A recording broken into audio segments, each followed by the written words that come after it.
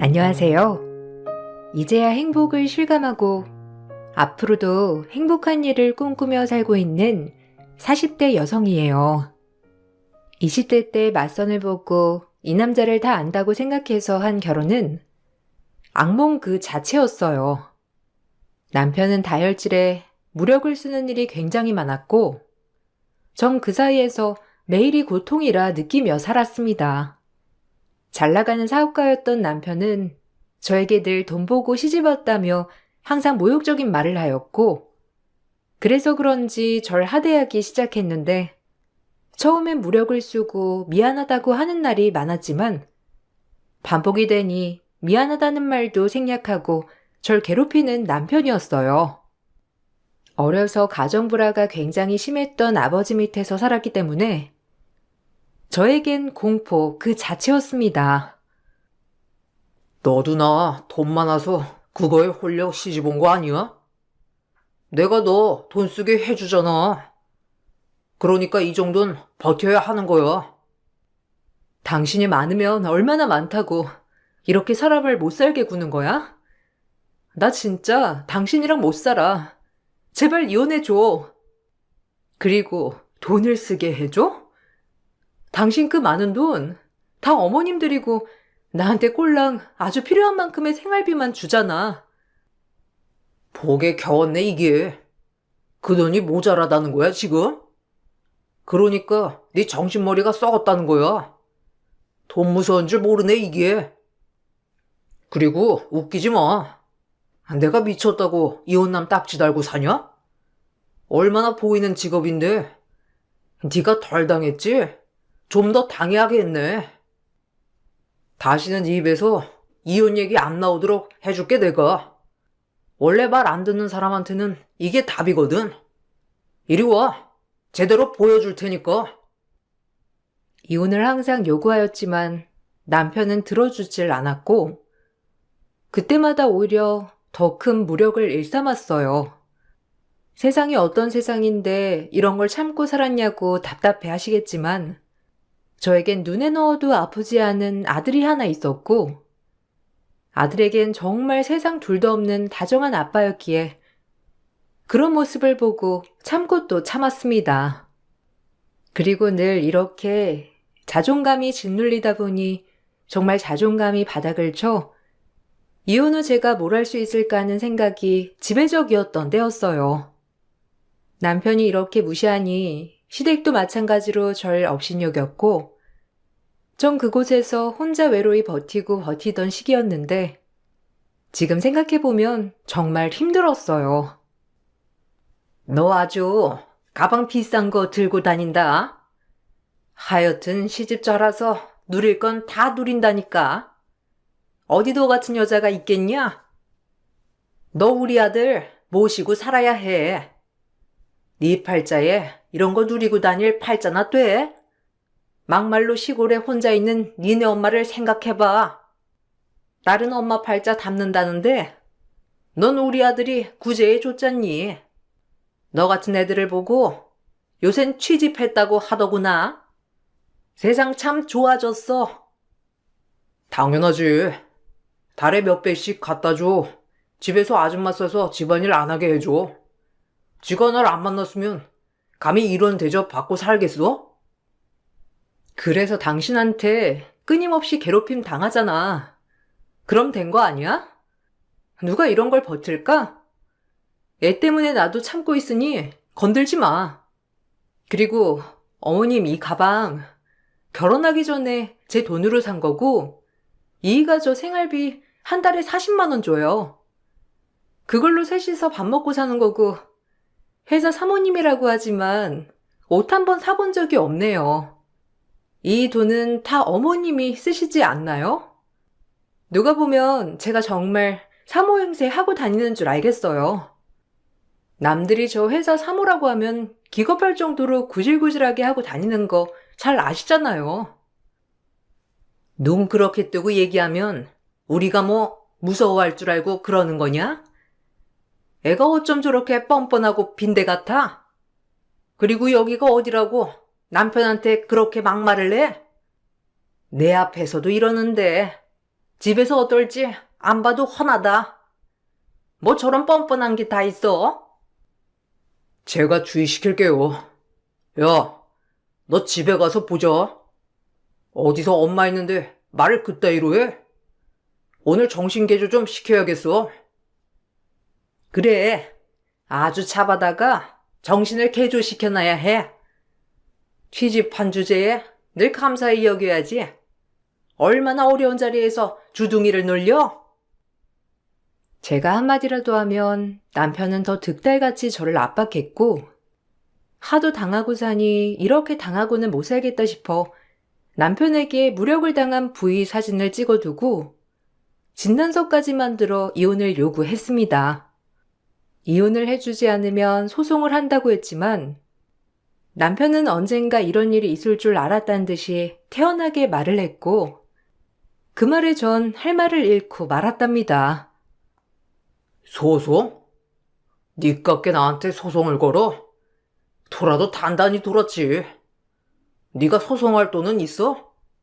애 다시 못 봐도 상관없나 보지? 아니, 소송해서 애도 데려올 거야. 당신 같은 아빠한테 크느니 없는 게 낫다고 생각이 드네. 그러니까 두고 보라고.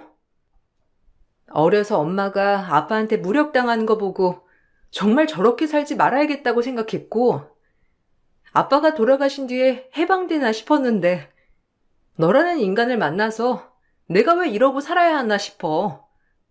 그러니까 지저분하게 가지 말고 그냥 깔끔하게 이혼하자. 그럼 소송 안 걸게. 아, 맞다. 내가 이 얘기를 안 했지? 또 네 남동생 나한테 돈 끌어왔더라. 그래서 6천만 원 해줬어.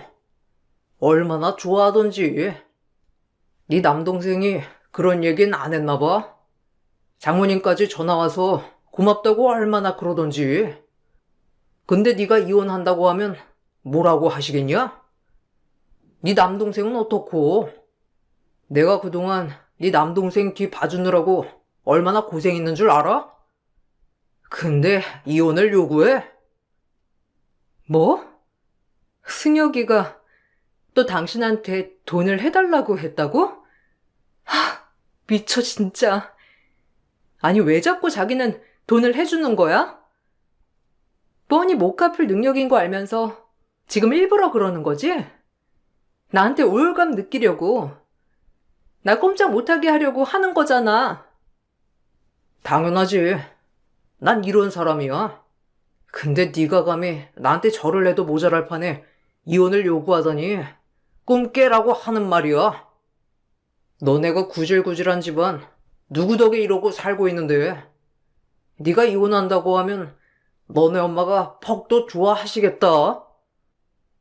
상해 진단서까지 제출해서 이혼 소송을 하려 했지만 남편은 제 남동생을 들먹이며 본인의 피해 사실을 털어놓았고 이혼을 하려거든 여태까지 남동생에게 해준 돈을 다 갚으라고 했습니다.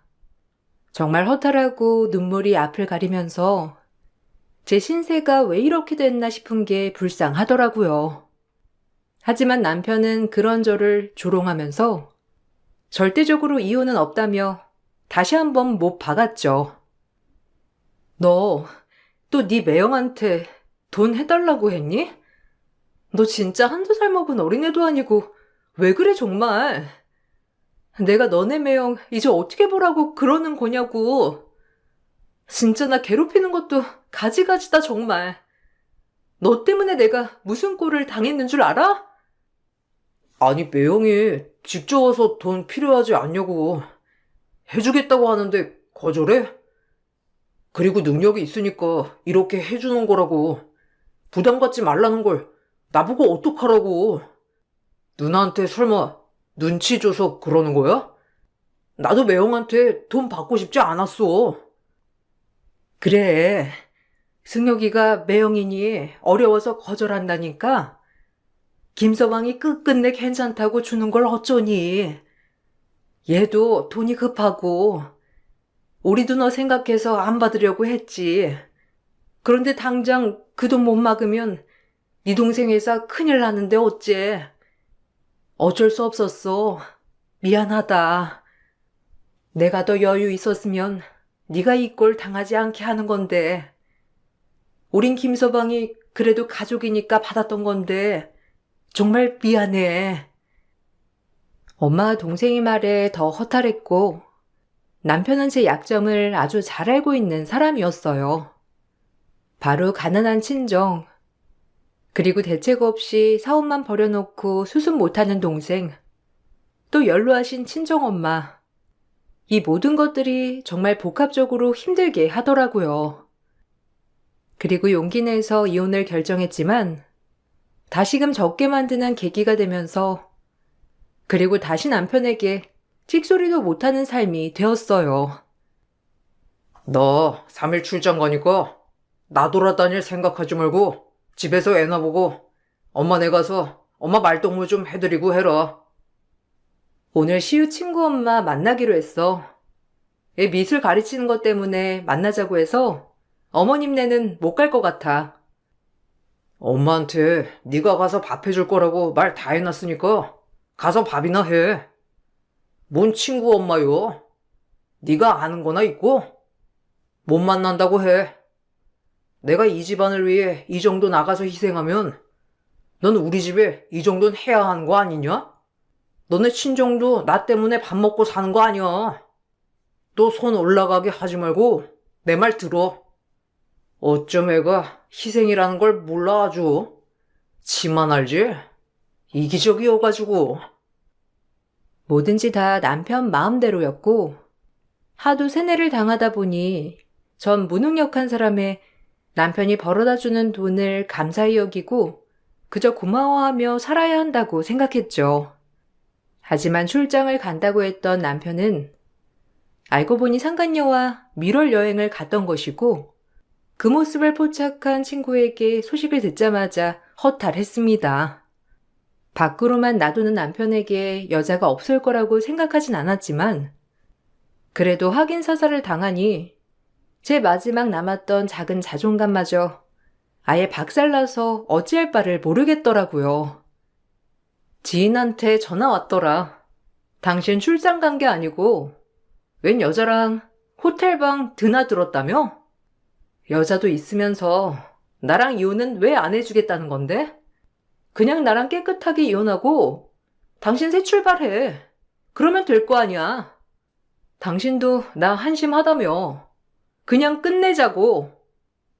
이혼남 되기 싫댔지? 내가 회사에서 이혼했다는 쑥덕거림을 당해야겠어?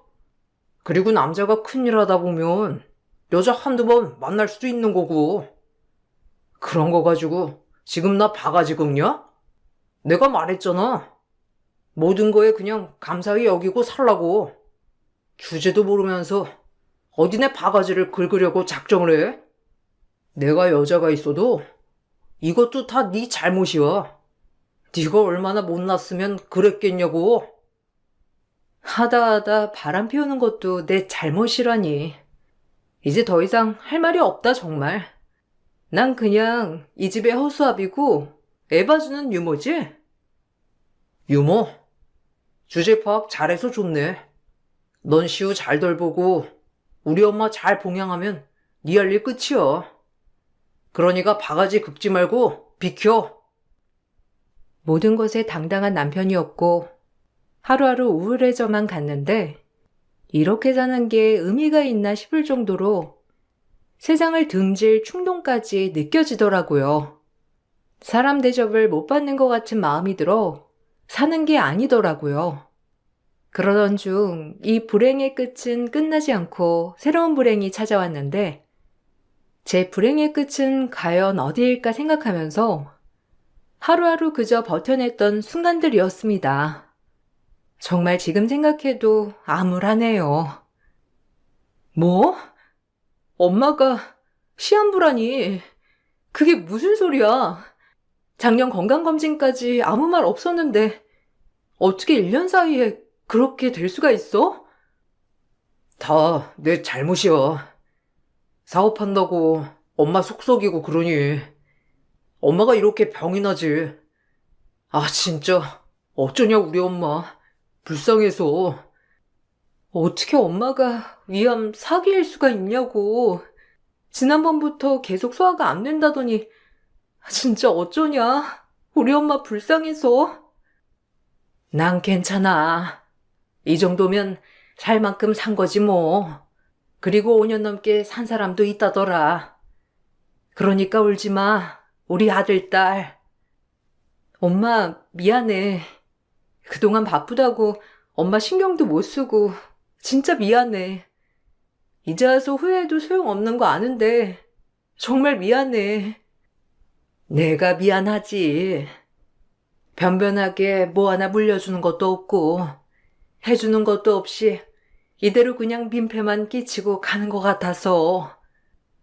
엄마 정말 괜찮으니까 그만 울어. 우리 아들, 딸. 엄마는 너희가 있어서 오히려 사는 게 행복했어. 그럼 된 거야. 알겠지? 그날 셋이서 얼마나 울었는지. 울지 말라는 엄마였지만 저와 동생은 엄마에게 죄스러워 눈물이 났습니다. 이렇게 불행한 것도 엄마에게 죄책감이 들었고, 내가 행복해야 엄마도 행복할 텐데 내 불행이 전염된 것만 같아 그렇게 우울할 수가 없었어요. 하지만 남편에게 이 사실을 얘기하니 남편은 시큰둥하고 별다른 반응이 없었으며 그 모습을 보니 이건 부부가 아니구나 싶었죠. 슬퍼도 아무에게도 위로받을 수 없는 그 삶이 도망치고 싶을 정도로 싫었고 아들만 아니었다면 이 세상에서 없어지고 싶었어요. 나보고 어쩌라는 거야? 내가 위암 걸리라고 했냐? 가난하면 몸 관리라도 잘해야지. 자식들한테 이런 걸로 민폐를 주냐? 뭐라고? 당신 말 다 했어? 아, 진짜 막 나가네. 네가 진작 쓰레기인 건 알고 있었는데 말을 이따위로 하는 게 정상이야? 아니, 맞잖아. 이런 것도 다 부담 주는 거잖아, 자식한테. 그러니까 가난할수록 몸 관리는 더 잘해야 한다니까. 누굴 탓하겠어? 그리고 뭐 쓰레기? 네가 요새 기가 살았지?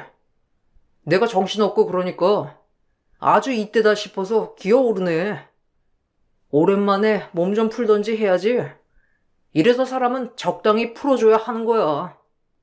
오냐오냐 잘해주면 너처럼 기어오르기만 한다니까. 역시 내 사상에 옳고 말고. 그래, 언제 네가 나 사람 취급이나 했냐? 이제 지겹다 나도. 어디 한번 또 해봐. 아님 그냥 날 없애던지. 나도 이렇게 사는 게 정말 지치거든. 어머님 어떡하냐. 내가 전화라도 드리겠다. 이런 말이 나오지 않는 남편을 보고 역시나라고 느꼈어요. 그리고 엄마 생신이 다가왔고 몸도 아프고 병원을 왔다 갔다 하는 엄마에게 어떤 선물이 좋을까 싶어 처음으로 백화점에 가서 명품 목도리를 골랐어요. 얼마나 사실지도 모르는데 이렇게 좋은 것도 해보시고 따뜻하게 겨울을 나시면 좋겠다 싶어 준비한 선물이었죠. 남편이 준 생활비를 한 푼 두 푼 아껴 쓰며 모은 돈으로 선물을 샀고 선물을 샀다는 그 존재만으로도 뿌듯하더라고요. 그리고 역시나 엄마는 제 선물을 받고 세상을 다 얻은 것처럼 정말 좋아하셨습니다. 또 그 모습을 보니 진작 더 해드릴 걸이라는 후회가 들면서 눈물이 앞을 가렸어요. 자식들이란 왜 있을 때 잘하지. 항상 이렇게 뒤늦게 후회할까 싶은 마음도 들더라고요. 뭘 이런 걸 샀어? 아유, 보드랍다.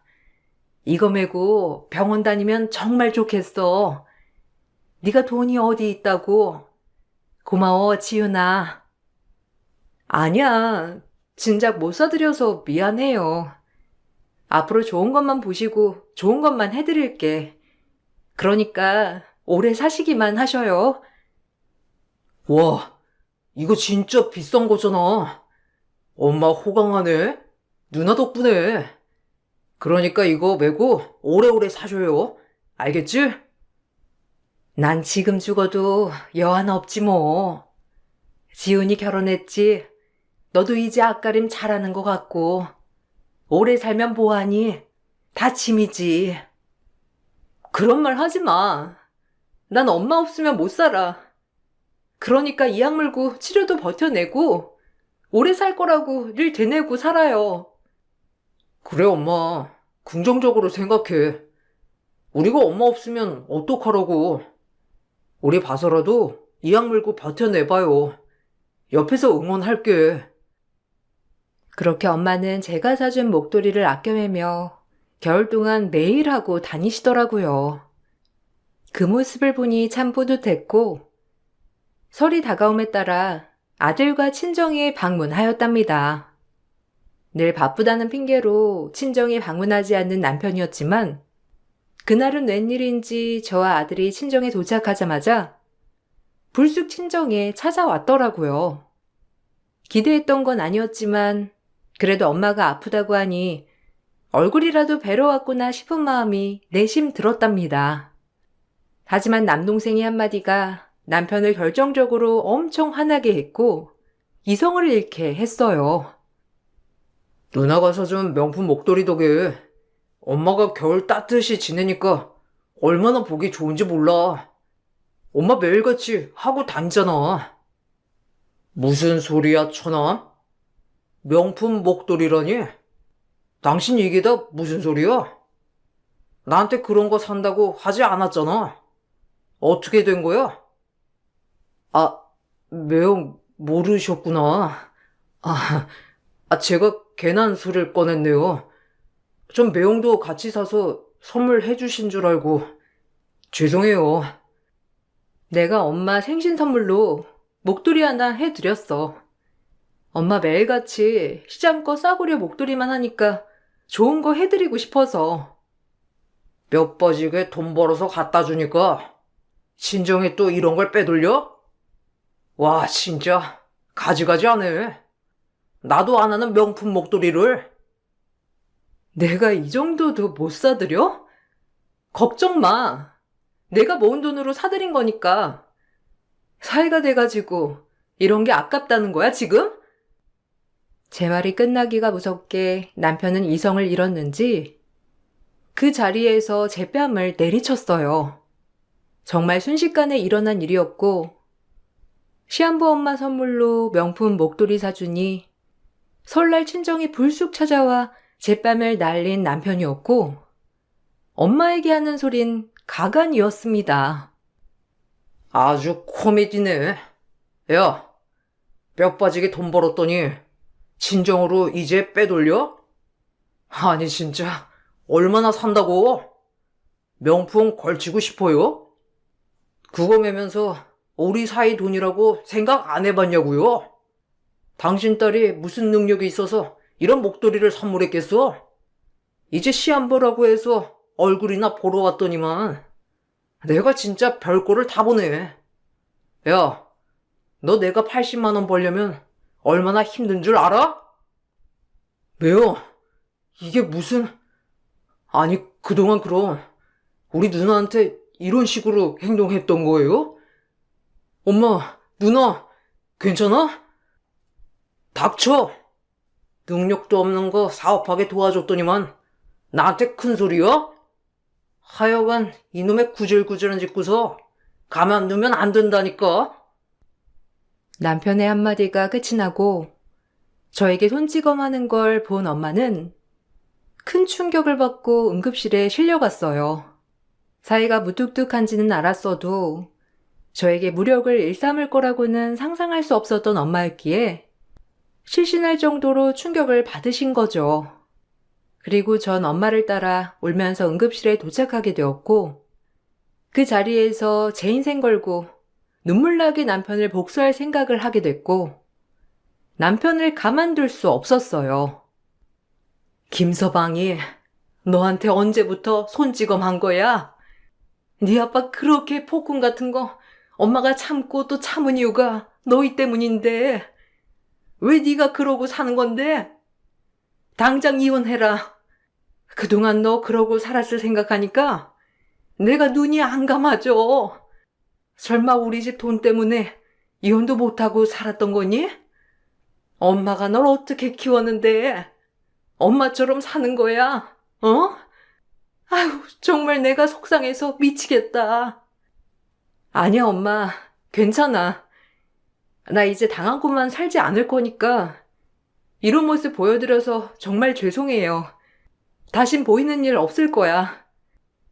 너 그게 얼마나 고통스러운 건데 그러고 살았냐고. 내가 진짜 속상해서 그런 인간 필요 없으니 당장 끝내. 그런 것도 모르고 네 동생 사업 자금이라고 턱턱 내놓을 때 얼마나 고맙던지. 그런 인간인 줄도 모르고 정말 추악하다. 걱정 마, 엄마. 나도 다 생각이 있으니까.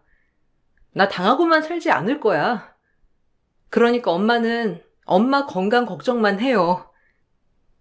의식을 되찾고 저에게 말하면서 오열하는 엄마를 보니 마음이 찢어지는 것 같았고, 전 엄마를 안심시키고 집으로 와 아무렇지 않게 행동했습니다. 제 엄마가 본인 때문에 쓰러졌음에도 불구하고 거실에서 TV를 보는 남편을 정말 없애버리고 싶었지만 꾹 참았어요.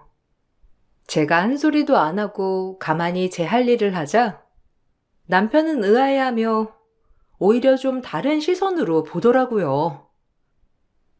웬일로 뭐라고 하질 않냐? 맞으면서도 바락바락 대들더니 이제 네 주제를 네가 드디어 느끼고 깨달았구나. 그래. 이제 확실히 내 위치를 알았어. 앞으로는 당신한테도 어머님한테도 정말 잘할 거니까 기대해도 좋을 거야. 진작 이랬어야지. 네가 고분고분하면 내가 너한테 뭐라고 하겠냐? 그동안 네가 내 말을 오죽 안 들었으면 그랬겠냐고. 그리고 어머님 생신 선물을 어떻게 80만 원짜리를 사냐? 8만 원짜리면 몰라도. 앞으로 그런 건 나한테 상의해. 알겠지? 땅 파서 돈이 나오는 것도 아니고. 솔직히 너네 엄마한테 80만 원짜리는 좀 가분하잖냐. 그러니까 앞으로 나한테 뭐든 보고해. 알겠어, 여보. 앞으로 당신이랑 뭐든 상의할 테니까 걱정 안 해도 돼. 그리고 엄마 선물은 생활비에서 조금씩 모아서 산 거였어. 제가 전에 없던 반응을 하자 남편은 뛸 듯이 기뻐했고, 전 1년 넘게 남편의 비위를 맞추며 살았습니다. 토달지 않고 모든 남편이 시키는 것만 했고, 남편 앞에서 그리고 시어머니에게 정말 최선을 다했어요. 제가 군말 없이 시댁 비위를 맞추고 남편의 뒷바라지를 하자 남편도 저에게 대하는 태도 자체가 달라지더라고요. 뭐든 고분고분 본인의 비서처럼 하니 남편은 절 엄청 믿기 시작했고, 그즈음 다이어트도 성공해 15kg나 감량을 해서 결혼 전에 제 모습으로 돌아갔답니다. 이제야 내 와이프답네. 그래, 내가 원하는 게 이런 거라고. 살도 빼고 내가 말하면 무조건 잘 따르고 이런 게 내 와이프지. 밖에서 내가 뭐라고 다니는지 신경 안 쓰고 그저 애 키우고 우리 엄마한테 잘하는 사람. 이런 게 내가 원한 거야. 나도 이렇게 사니까 행복하네. 난 수동적인 인간이었나 봐. 자기가 시키는 거 하니까 오히려 마음이 편한 거 있지? 이제야 우리가 잘 맞는 부부 같다. 그동안 네가 얼마나 답답했는 줄 알아? 이렇게만 하면 우리는 완벽한 인꼬 부부가 되는 거야. 무조건 남자 하는 일에 맞추면 말 나올 게 없어. 내가 원하던 것도 이런 거고 그냥 찍소리 말고 살아. 그렇게 1년 넘게 남편의 비서처럼 살았고, 남편은 절 100% 신뢰했는지 본인의 세금 감면을 목적으로 시댁 재산들을 조금씩 제 앞으로 해놓기 시작했습니다. 전 그리고 서서히 제가 준비한 계획을 실행시켰는데, 남편이 출장을 간 틈을 타 모든 짐을 싸서 아들과 함께 집을 나왔고, 제가 남편 몰래 얻은 전셋집으로 이사를 했어요. 그리고 남편이 돌아오는 타이밍에 맞춰 이혼 소장을 날렸습니다. 남편은 출장에 돌아온 뒤 화가 나 길길이 날뛰었고, 전 그동안 남편에게 무력을 당한 사진, 그리고 진단서, 또 모욕하는 언행들을 싹 다 증거로 제출했어요. 또한 상간녀와 호텔에 들락날락하는 사진까지 제출하여 상간녀에게도 손해배상 청구 소송을 하였답니다. 남편은 이 일을 예상하지 못했는지 저에게 또다시 압박과 무력을 일삼으려고 하더라고요. 그리고 남편이 서재에 모아둔 비자금 횡령 장부까지 손에 넣어 이 모든 것을 고발했는데 정말 통쾌하고 짜릿하더군요. 네가 나 없이 살 수 있을 것 같아? 뭐 먹고 살래? 그리고 너네 그 구질구질한 친정 때문이라도 넌 돈이 있어야 하지 않나? 그리고 내 횡령 장부를 감히 넘겨? 네가 그러고도 목숨을 부지할 수 있을 것 같아? 와, 진짜 뭐 이런 게 다 있어? 그래서 참았지. 네가 내 앞으로 네 재산들을 해놓길 얼마나 바랬는데. 그동안 내가 왜 네 비서처럼 살았다고 생각하니? 다 이러려고 그런 거야.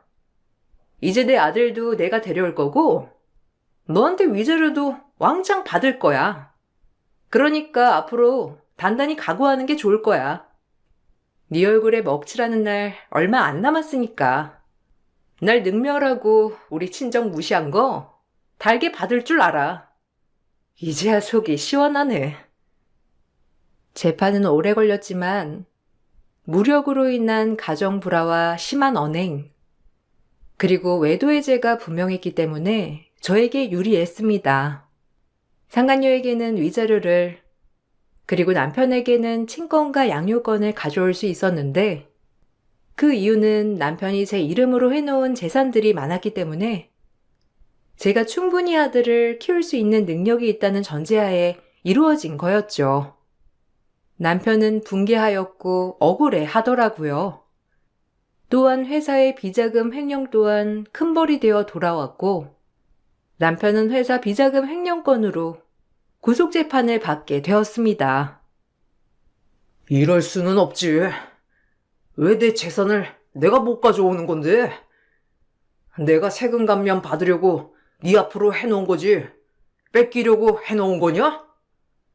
그리고 감히 내 자료를 다 넘겨? 와, 진짜 내가 뒤통수를 이렇게 세게 맞을 줄이야. 너 내가 대갚아줄 거야. 알겠어? 그렇게 못된 짓만 하다가 벌 받은 거지. 네 위치를 생각해. 니네 엄마 봉양해줄 사람 이제 없으니까 정신 똑바로 차리고 살아. 그리고 양육비랑 위자료 정확히 내놔야 할 거야. 내가 너한테 당하고 산 만큼 나 절대 봐주지 않을 거니까. 너네 엄마한테도 위자료 받고 싶지만 너 이렇게 망한 거 보게 하는 거 자체가 나는 통쾌하달까? 별로 엮이고 싶지도 않고 말이야. 연로한 네 엄마, 네 옥바라지하게 생겼으니 어쩌냐? 다신 내 아빠라고 찾아오지도 마. 이 불법 쓰레기 폐기물 같은 존재야. 그제야 본인에게 일이 불리하게 흘러가는 걸 알았는지 저에게 잘못했다고 비는 신용을 하는 남편이었습니다. 돈보다 아들을 뺏기는 것이 죽기보다 싫은 남편을 알았기에 얼마나 통쾌했는지 정말 희비가 교차하는 순간이 되더라고요. 그리고 남편이 그동안 남동생에게 해준 사업자금 또한 남편이 저에게 많은 재산을 해놨기 때문에 상가 하나를 팔아 갚았습니다. 남편에게 빚지는 것조차 정말 싫었거든요. 남편은 이 돈을 받았어도 횡령권과 더불어 저에게 위자료도 주어야 했기에 온전히 손에 넣을 순 없었는데 정말 무력 남편과 불법 남편의 만료였죠. 그리고 이 사건을 계기로 전 이제 그 어떤 것도 다 할 수 있다고 생각이 들었고 아들과 제 가족을 지키기 위해 물불 가리지 않겠다고 다짐하였답니다. 그래, 내가 진짜 잘못했어. 나도 반성 많이 했어. 너한테 무력을 쓰는 게 아니었는데 내가 그동안 진짜 미안했고 우리 아이 생각해서라도 다시 같이 살자. 너 니네 아빠한테 그렇게 무섭게 당하고 살아서 행복한 가정을 꾸리고 싶었다며. 우리 애 아빠 없는 애 만들 셈이야? 다 너하기 달려있어. 내가 앞으로 잘할 테니까 모든 거 다 잊고 새 출발하자. 나한테 이 정도 했으면 된 거야. 아니? 내가 미쳤다고 다시 제 발로 돌아갈까? 돈 있겠다, 애 키울 능력 있겠다. 너 같은 아빠 없는 게 나아. 애도 크면 다 알게 되겠지. 지 아빠가 어떤 사람인지. 아마 당신 같은 사람 밑에서 안 크게 되는 것을 고맙다고 할걸? 다신 찾지 마. 그리고 지금 돌아가면 내가 네 옥바라지 해야 하는데 미쳤니? 벌 달게 받아. 넌 그 벌조차도 너한텐 아주 약한 벌이니까. 그렇게 남편 재산의 일부와 남편은 저에게 위자료를 주어야 했습니다. 또한 소송이 길어짐에 따라 회사에서는 무력 남편이라는 타이틀로 직원들이 엄청 수군대기 시작했고, 게다가 비자금 횡령까지 남편의 모든 것은 차차 무너지기 시작했어요. 자존심 하나로 사는 남편이었기 때문에 이것들을 가장 못 견뎌 하는 것 같았고, 시어머니는 저에게 재산의 일부 뺏긴 것에 대해 분개하면서 저에게 욕을 하였지만 전 이것 또한 심한 언행으로 고소하였습니다. 시어머니는 정말 당황해 하셨어요. 노인네라 내가 위자료 소송도 안 걸고 참았더니만 고소를 해달라고 비내 빌어. 그래, 당신이 가만히 있을 위인이 아니지. 네가 우리 아들 망쳐놓고 무사할 것 같아? 우리 같은 사람을 뭘로 보고? 없는 집에서 커가지고 불쌍해서 며느리 맞았더니만 우리 뒤통수를 쳐? 애초에 이러려고 우리 아들이랑 결혼한 거지? 벼락 맞을 준비하라고. 네가 사람이야? 당신은 사람이야? 불쌍해서 며느리 맞은 게 아니라 나 같은 애가 고분고분할 거라는 걸 잘 아니까 허락한 거겠지. 근데 착각하지 마요. 지렁이도 밟으면 꿈틀하거든.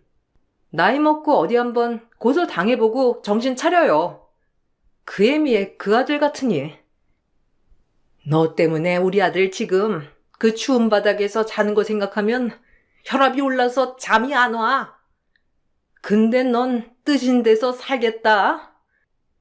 뭘 할 수 있는데요? 그냥 탄원서나 제출해서 감형되기만 바래요. 일 만들지 말고. 진작에 이렇게 했어야 맞는 일이었지. 시어머니는 벌금형이 떨어졌고 전 드디어 온전히 그 집에서 벗어남에 따라 친정엄마를 간병하기 시작했어요. 제가 그 일이 있고 난 후 그 집에 다시 들어가겠다고 하자 엄마는 노발대발 난리가 나셨지만 저의 복수를 막기란 역부족이었어요. 그리고 중간중간 엄마를 안심시켰고 이제야 완전해진 제 모습을 보고 엄마도 참 기뻐하셨죠. 모든 것들을 동원해 엄마를 간병하였고 5년 생존도 희박할 거란 의사의 말이었지만 엄마는 지금 7년째 살아계신답니다. 하루하루가 너무 소중하고 엄마 때문에 이 일상의 행복도 많이 느낀 것 같아요. 이혼 후 뭘 해야 할지 몰라 이혼을 망설였지만 그 시간이 참 얼마나 바보 같았고 답답한 시간이었는지 정말 뼈저리게 느꼈답니다. 아이는 본인 아빠를 만나고 있지는 않아요. 어린아이여서 크게 충격받지 않았다고 생각했는데 본인 아빠가 저에게 했던 언행과 무력은 그대로 기억하고 있더라고요. 이 모습을 보여준 것 같아 죄스러운 마음이 들지만 그래도 저와 살면서 행복해하는 아들의 모습을 보니 더할 나위 없이 기쁘답니다. 지금처럼 제 엄마가 건강하고 아들이 행복하게 자라준다면 제 인생도 더할 나위 없이 기쁜 나날이 될 것 같아요. 이 글을 쓰면서 제 인생을 되돌아보는데 조금 마음이 아파서 눈물을 많이 흘렸답니다. 앞으로는 흘리는 눈물 없이 웃음만 가득한 인생을 보내겠노라 다짐하며 글을 마칠게요. 들어주셔서 감사합니다. 행복하세요. 안녕하세요. 저는 40대 중반 여자입니다. 불과 몇 달 전에 일어난 일들을 여러분들께 털어놓고자 사연을 신청하게 되었습니다. 제 곁에 평생 함께 머물러 줄 거라고 생각했던 소중한 사람들이 한순간에 모두 떠나버리는 일이 있었어요. 현실을 부정하고 싶었지만 눈앞에 펼쳐진 광경은 저에게 너무나도 큰 고통을 안겨주었고 지금도 꿈만 꾸고 있는 것 같습니다. 3개월 전쯤에 엄마의 건강 상태가 많이 안 좋아져서 마음의 준비를 해야 되는 날이 다가와 정신적으로 힘든 날들을 보내고 있었습니다. 아빠도 저를 두고 일찍 세상을 떠나시더니 엄마도 췌장암으로 저와의 작별을 준비하고 계셨죠.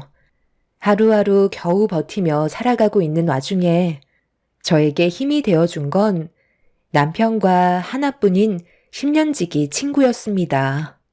저를 위로해주기 위해 저희 집에 자주 찾아왔던 친구는 많은 것들을 도와주며 제대로 신경 쓰지 못했던 부분들을 뒤에서 챙겨주고 있었어요.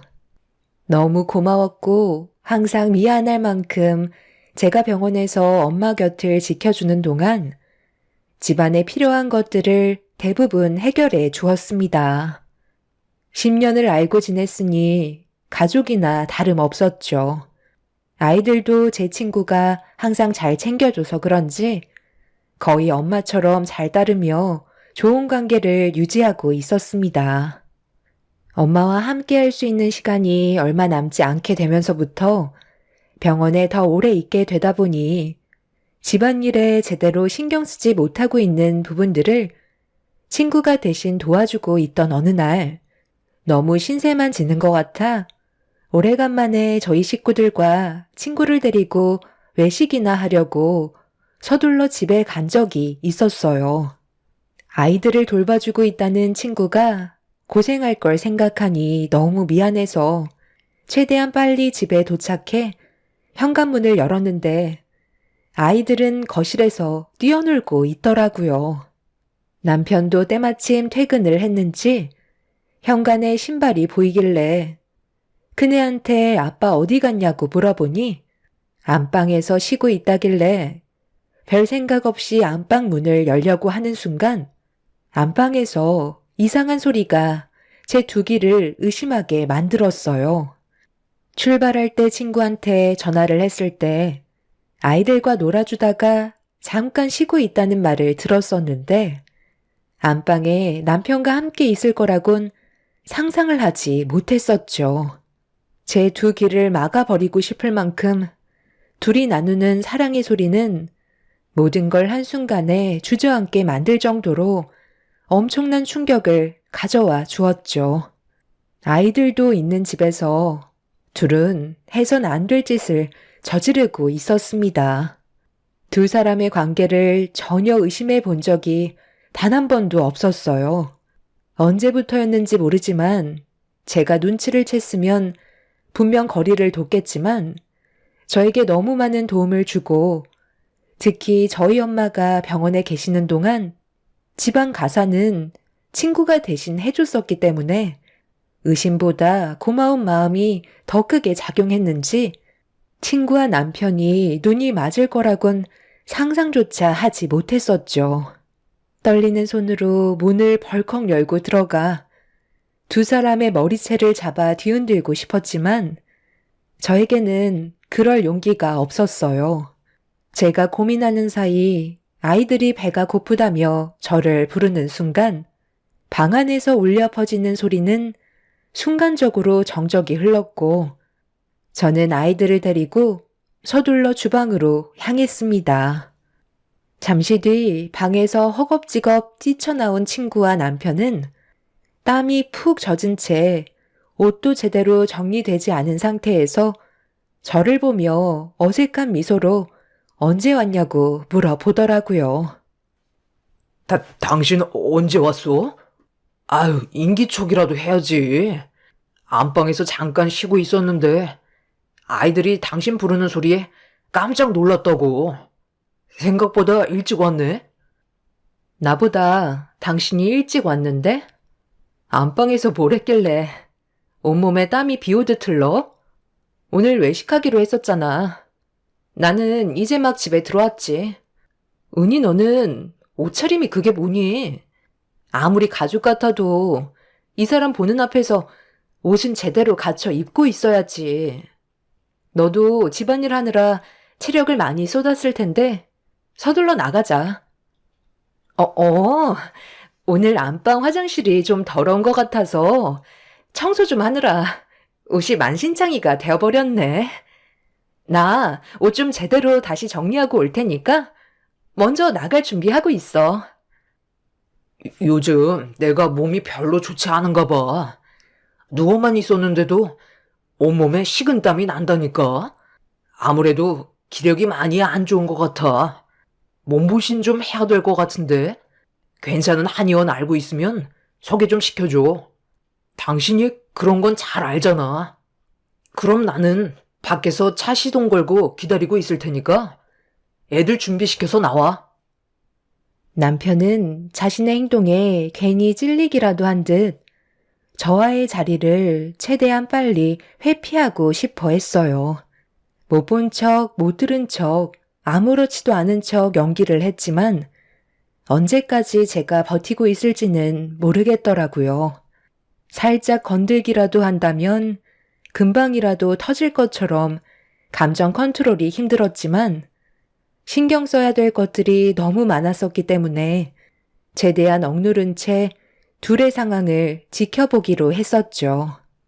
그렇게 아이들의 외출 준비를 끝낸 채 친구가 화장실에서 나오길 기다리고 있는데 한참 동안 나오지 않길래 천천히 걸음을 옮겨 화장실 앞으로 다가가자 친구는 남편과 통화를 하고 있었습니다. 생각보다 너무 빨리 집에 온 제가 모든 걸 봤을지도 모른다는 불안함 때문인지 제가 다 알고 있으면 어쩌냐고 저한테만큼은 들키고 싶지 않다고 걱정을 하면서 대화를 주고받고 있었어요. 제가 노크를 하면서 준비가 다 됐다고 하자 친구는 남편과의 전화통화를 서둘러 끊고 화장실에서 나왔는데 제 눈을 제대로 못 보고 서둘러 밖으로 뛰쳐나갔습니다. 그렇게 저희는 분위기 있는 음식점에서 서로 마주보며 식사를 이어나갔고 아무렇지도 않은 척 밝은 분위기로 친구에게 말을 붙이며 어색함을 풀어 주었습니다. 오늘따라 분위기가 왜 이래? 은희 너 무슨 일 있었어? 말까지 더듬고 평소의 모습이 전혀 아닌데? 어디 불편한 거라도 있는 거야? 음식이 입맛에 안 맞아? 어? 아니. 오늘따라 내가 좀 무리를 했는지 약간 몸살기가 있는 것 같네. 집안 청소가 쉽지 않다 보니까 아무래도 좀 피곤한 것 같아. 시간 좀 지나면 괜찮아질 거야. 그래도 은희 너 덕분에 내가 엄마 옆에 오랜 시간 붙어 있을 수 있어서 정말 많은 도움이 되고 있어. 의사 말로는 길어야 몇 달이라곤 했지만 예정보다 더 일찍 내 곁을 떠나실지도 모른다고 하셔서 웬만하면 엄마 곁에 최대한 많은 시간을 함께하고 싶었거든. 내가 힘들 때 옆에 있어줘서 정말 고마워. 고맙긴. 우리가 한두 번 본 사이도 아니고 10년이나 함께 있었어. 완전 가족이나 다름없다고. 내가 챙겨주는 건 당연한 거야. 너도 우리 집안 도와줬었잖아. 주저앉을 뻔했던 거. 사업 다시 일으켜줬을 때 얼마나 고마웠었는데. 우리 부모님께서도 항상 고맙게 생각하고 계셔. 지금 안 좋은 문제 좀 해결되면 그때 식사나 같이 하자고 하셨어. 집안일은 걱정하지 마. 내가 최대한 신경 쓸 테니까 어머니 건강이나 잘 챙겨드려. 나보다 네가 더 고생하고 있잖아. 요즘 내가 시간이 들쑥날쑥해서 병원을 자주 못 가는데 내일은 시간이 좀 남을 것 같거든? 오래간만에 장모님 얼굴이나 한번 뵈러 병원에 좀 들려야 되겠다. 친구와 남편은 제 눈치를 살피면서 자신들이 저지른 일에 대한 죄책감을 느끼고 있는지 저에게 잘해주는 가식적인 모습을 보여주고 있었습니다. 최대한 표정 관리하면서 둘의 모습을 지켜보고 있는데 서로 가끔씩 주고받고 있는 눈빛은 저를 더욱더 괴롭게 만들고 있었어요. 제가 받은 배신을 어떻게 되갚아 줄 수 있을지 두 사람을 쳐다보면서 깊은 고민에 빠져 있었죠. 그렇게 모두가 진실을 숨기고 거짓된 모습으로 서로의 감정을 건드리지 않으려고 최대한 조심하고 있는 상태에서 친구는 잠시 화장실에 다녀오겠다며 자리에서 일어났고 남편도 일 때문에 급히 전화를 해야 할 곳이 생겼다면서 자리를 비웠어요. 아무것도 모르는 아이들은 뭔 죄인지 너무 불쌍해 보여 하루빨리 모든 일들을 정리하고 싶은 마음밖엔 없었어요. 그런데 큰애가 저에게 충격적인 한마디를 뱉었고 너무 놀란 저는 입을 다물지 못했습니다. 아이들은 아무것도 모를 거라 생각했었는데 모든 걸 뒤에서 지켜만 볼 뿐 입 밖으로 꺼내지 않았던 거였어요. 그네가 친구와 남편이 자기들이 잠깐 놀이방에 들어가 놀거나 거실에서 TV를 보고 있으면 서로 가까이 붙어서 접촉을 한다고 진한 애정 표현을 서슴없이 보여주고 있었다는 걸 아이 입으로 듣고 말았죠. 그네도 모든 걸 다 알고 있는 듯 제가 상처받을까봐 그동안 모른 척 했었다면서 집안일을 도와주려고 집에 왔을 때부터 남편과 친구와의 사이가 심상치 않았다는 걸 저에게 전부 다 알려주었어요. 아이들한테만큼은 상처를 주고 싶지 않았는데 두 사람은 저에게 씻을 수 없는 상처를 안겨주고 말았죠. 저는 큰애가 아직 어리기 때문에 벌써부터 상처를 주고 싶지 않아 친구와 남편이 서로 친해서 그런 거라며 외국에서도 그런 표현은 자연스러운 거라고 신경 쓰지 않아도 된다고 했지만 그네는 이해하지 못한다는 얼굴을 하고 있었습니다. 그날 하루 사이에 몇 번이나 충격을 받았던 터라 그만 자리에서 일어나 집에 들어가 쉬는 게 좋을 것 같아 계산을 하고 집에 갈 준비를 하고 있는데 밖에서 친구와 남편이 서로 대화를 주고받으며 심각한 얼굴 표정을 보이고 있었어요. 그 모습을 보고 있는데 한숨밖에 안 나왔고 그전에는 몰랐던 둘의 행동들이 제 눈에 전부 들어오고 있었죠. 둘이 바람 피우고 있는 모습을 제가 알아차리기 전에는 전혀 의심하지 않았었고 10년 동안 알고 지낸 사이기 때문에 서로가 워낙 친해서 신경을 쓰지 않았던 것뿐이었는데 모든 게 밝혀지면서부터 남편과 친구가 제 앞에서 얼마나 많은 시간 동안 대놓고 바람을 피우고 있었던 건지 알 수 있었습니다. 아까 보니까 전혀 모르고 있는 눈치 같던데? 기현 씨가 봤을 땐 어떤 거 같아? 우리가 안방에 있었던 건 모르는 거 같지? 10년 동안 봤는데 아까 마주보고 앉았을 때 무슨 생각을 하는지 전혀 모르겠더라고. 이제 우리 다른 데서 만나는 게 좋을 것 같아. 괜히 이러다 걸리기라도 하면 얼마나 상처받겠어. 내가 그 사람이랑 더 많은 시간을 함께 보냈었잖아. 딱 보면 바로 알지. 전혀 눈치 못 채고 있으니까 걱정하지 않아도 돼. 우연히 엄마가 원래 좀 둔한 편이잖아. 그러니까 표정 관리 잘하고 아무렇지 않은 척 지나가면 되는 거야. 여태까지 잘해왔잖아. 나도 아까는 정말 뜨끔했었다고. 만약 조금이라도 늦었다면 안방 문 열고 들어왔을 때 못 볼 걸 보였을 거 아니야. 우리 당분간 밖에서 만나는 게 좋겠어. 아무래도 아이들도 우리를 계속해서 의식하고 있는 것 같은데 학교 갔을 때 잠깐 만나든지 해야지. 이러다가 정말 걸리기라도 하면 그땐 우린 뼈도 못 추린다고. 아까는 우리가 이성을 잡지 못해 일을 저질렀지만 앞으로는 최대한 조심하자. 아직 할 일이 많이 남아있잖아. 장모님 몇 달 안 남았는데 세상 떠나시면 그 재산 전부 그 사람한테 들어가게 될 테고 그 재산이 아마 70억 정도 된다고 들었어. 그걸 얻기 전까지는 서로가 조심을 해야 우리 손에 들어올 수 있을 거라고. 나한테 전부 다 계획이 있으니까 일단 당신은 한동안 아이들한테만 신경 써줘. 조금이라도 의심을 사게 하면 안 돼. 곧 모든 준비가 끝이 나게 되니까 힘들어도 그때까지만 참고 조금 더 힘내. 정말 70억 재산 당신이 전부 다 가져올 수 있는 거 맞는 거지? 내가 얼마나 기대하고 있는데. 우리 아빠가 이번에 사업 확장하고 싶어 하는데 많은 돈이 필요해 보이시더라고. 난 당신밖에 없으니까 당신은 나 절대 배신하면 안 돼. 우리는 이제 한 배를 탄 사이야. 너무 오래 있었던 것 같으니까 빨리 들어가자. 둘은 제가 생각했던 것 상상 이상의 모습을 보여주었고 많은 것들을 공유하고 있었어요.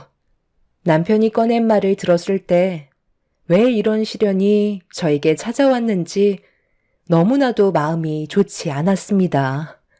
아빠 살아계셨을 때 부동산 업을 하셨었는데 그 건물이 현재 시세로 70억이 넘어가게 되었었죠.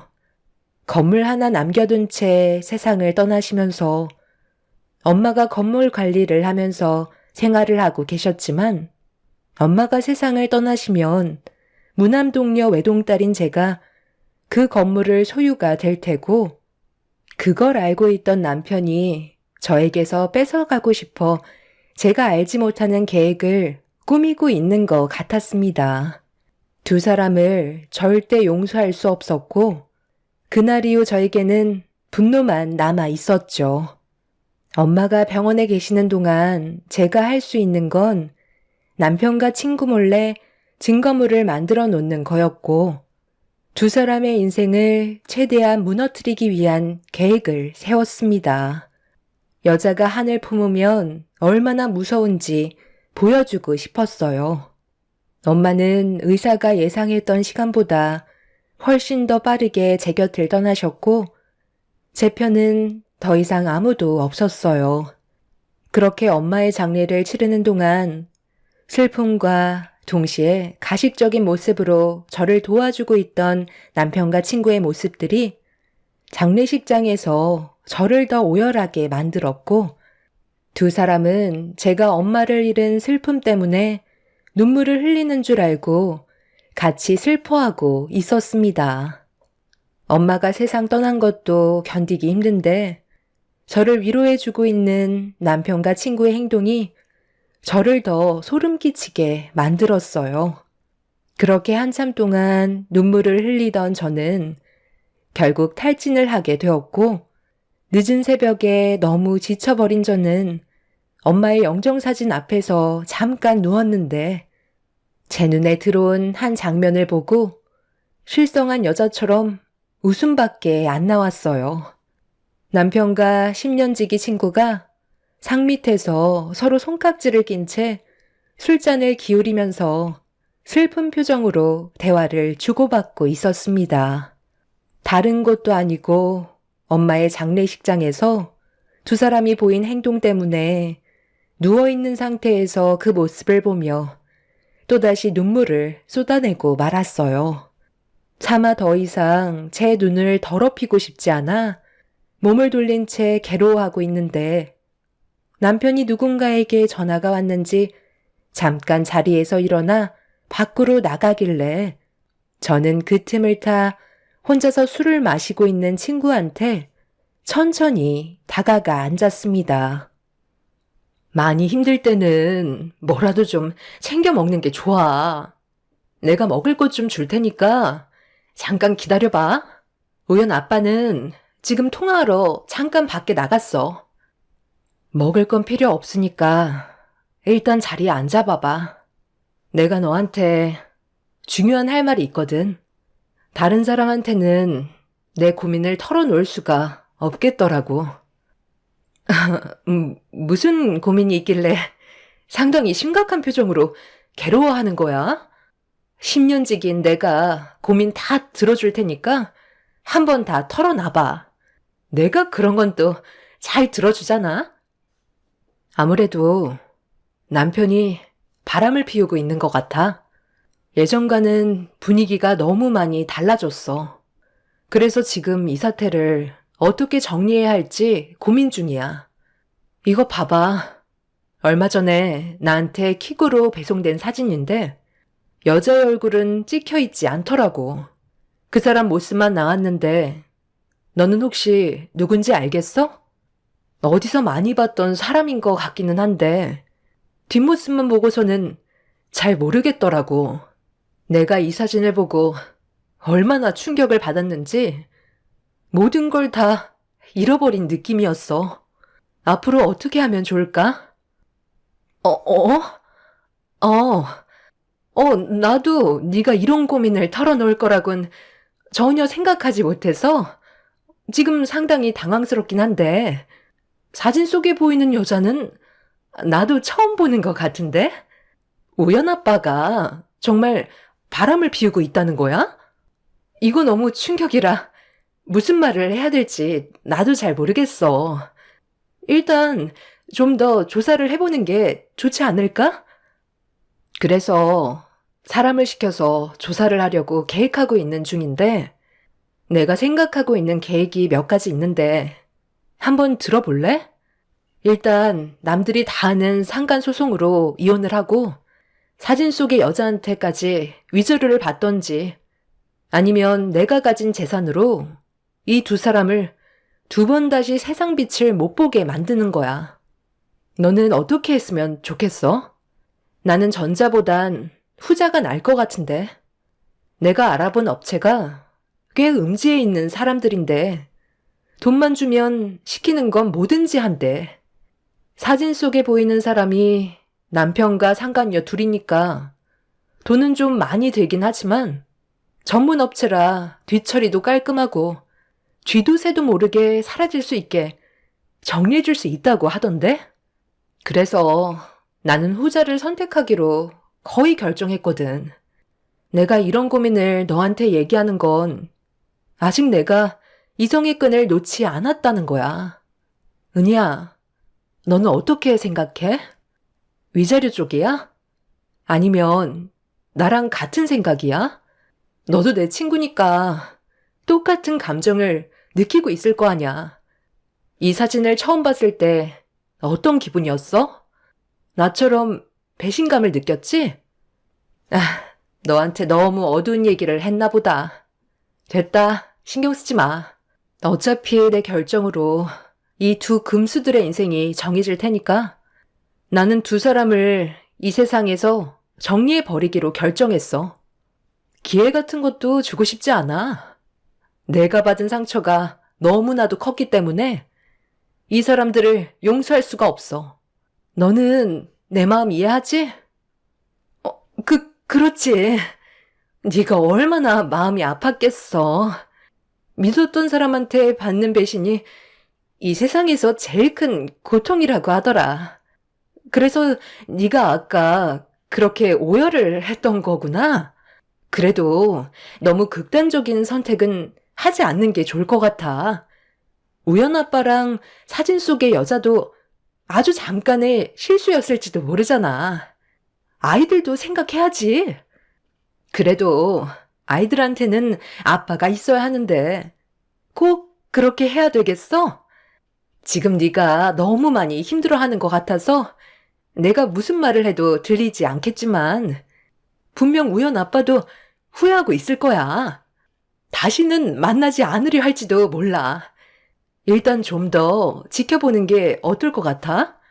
불행은 또 다른 불행을 남겨주게 되는 거라고.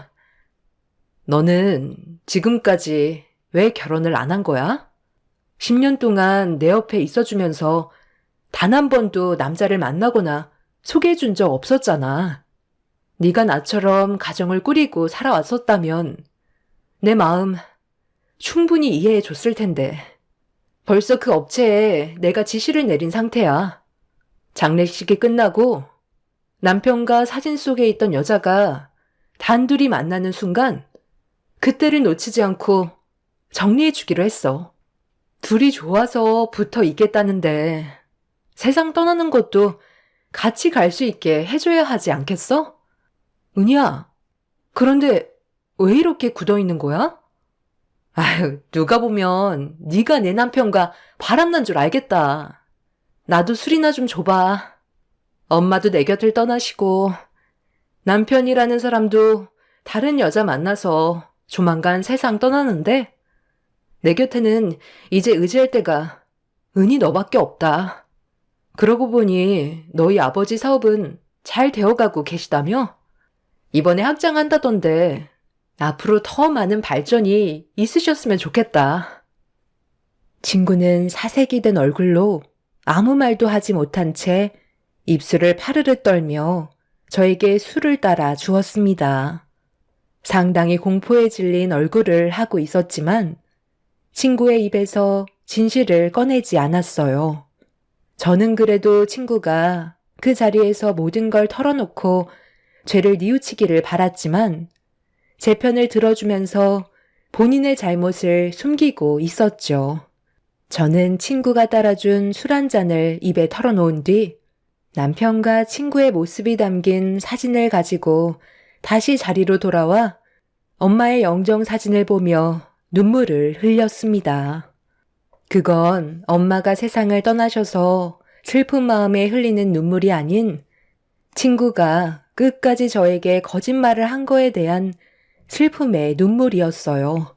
저와 친구가 나눈 대화를 전혀 알지 못한 남편이 자리로 돌아와 친구 옆에 앉아 말을 붙이려 하자 친구는 경기를 일으키며 자리에서 벌떡 일어나 급하게 장례식장을 빠져나갔습니다. 당황한 남편은 저한테 다가와 무슨 일이 있었는지 물어보길래 잘 모르겠다며 쉬고 싶으니 건들지 말라고 남편도 집으로 돌아가 주길 바랐어요. 남편은 제 말이 끝나자마자 아침 일찍 다시 오겠다면서 급하게 밖으로 빠져나갔고 그날 이후 남편은 장례식장에 나타나지 않았어요. 아마 친구가 제가 얘기했던 걸 그대로 전달해 줬었겠죠. 그렇게 길게만 느껴졌던 장례식은 마무리가 되었고 남편과 친구는 더 이상 제 전화를 받지도 모습을 나타내지도 않고 있었어요. 제가 말했던 것들에 대한 두려움을 느끼고 있는 듯 보였습니다. 장례가 끝난 다음 업체를 시켜 남편과 친구를 정리할 거라는 말은 전부 다 사실이 아니었어요. 제가 받은 상처와 분노는 하늘을 찔렀지만 저는 그런 일을 선택할 정도까지 바닥은 아니었습니다. 자기들이 저지른 잘못이 있었기 때문에 혹시라도 피해를 받게 될까봐 두려운 나머지 모습을 숨길 뿐이었죠. 그렇게 남편과의 이혼 준비를 하기 위해 변호사를 만나 상담을 받고 제가 가지고 있는 증거물들에 대한 효력과 앞으로의 위자료 등에 대해서 의논을 한 다음 건물 밖으로 나왔는데 사람 인생 참 웃긴 게 제가 나오는 타이밍에 남편과 친구가 제 앞을 지나갔고 저와 눈이 마주치고 말았어요. 순간적으로 화들짝 놀란 두 사람은 보면 안 될 걸 보기라도 한 것처럼 급하게 도망을 치기 시작했어요. 순식간에 일어난 일이라 말 하나 제대로 붙일 수도 없었죠. 그동안 둘이 함께 숨어 지내고 있었는지 저에게 발각된 이후 차를 타고 사라졌는데 죄를 지으면 결국 그 끝은 비참하다는 결과가 뒤따라오듯 남편과 친구가 교통사고가 나서 생명이 위급하다는 말을 듣고 말았습니다. 응급실을 찾아갔을 때 이미 두 사람은 수술실에 들어간 상태였고 친구의 부모님께선 오열을 하며 수술실로 달려오셨어요.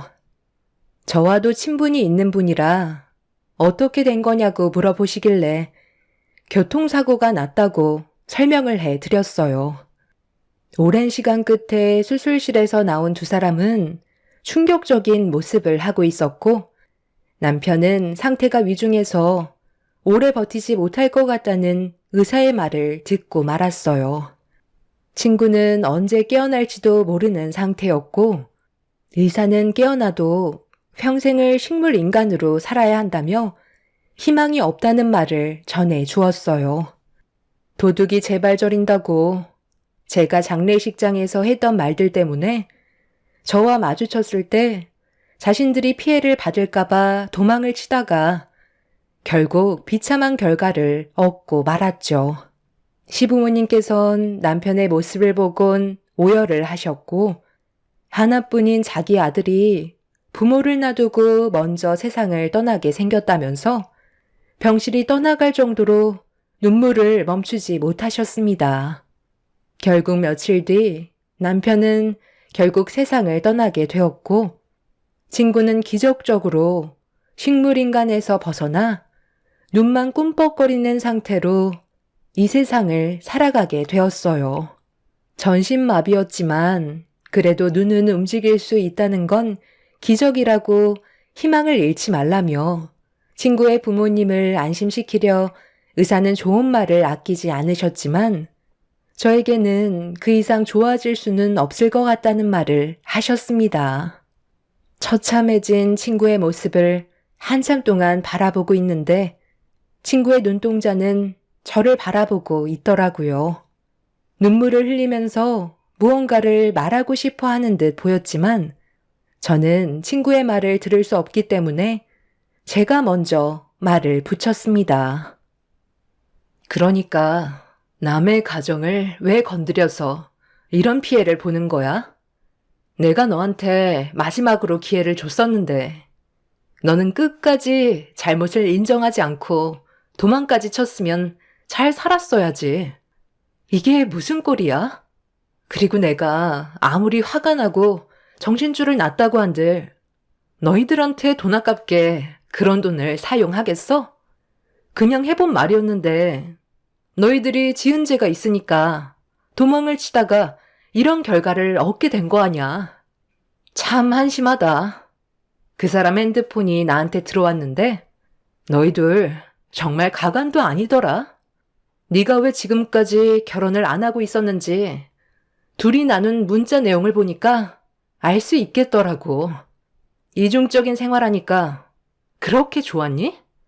나는 너를 진정으로 친구라고 생각해서 너희 부모님의 일까지 전부 도와줬었는데 그런 나를 배신해? 그 사람은 정말 나를 이 세상에서 보내려고 철저하게 계획까지 세웠었더라. 70억에 눈이 멀어 둘이서 짜고 치고 사고까지 유발하려 해? 내가 널 어떻게 생각하고 있었는데 가족처럼 진심으로 생각했었어. 그런데 너는 내 남편과 아이들도 있는데 안방에서 해선 안 될 행동을 저질러? 네가 평생 일어나지 않았으면 좋겠어. 의사가 그러는데 네가 할 수 있는 건 눈만 꿈뻑거릴 수 있다고 하더라. 어쩌면 세상 떠나는 것보다 지금이 더 비참한 결과겠지.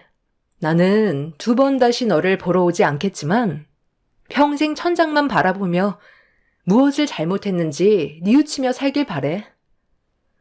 아, 그리고 그거 알아? 너희 아빠가 운영하고 있던 사업 확장하려고 의혹이 앞서다가 사기를 당했다고 하더라.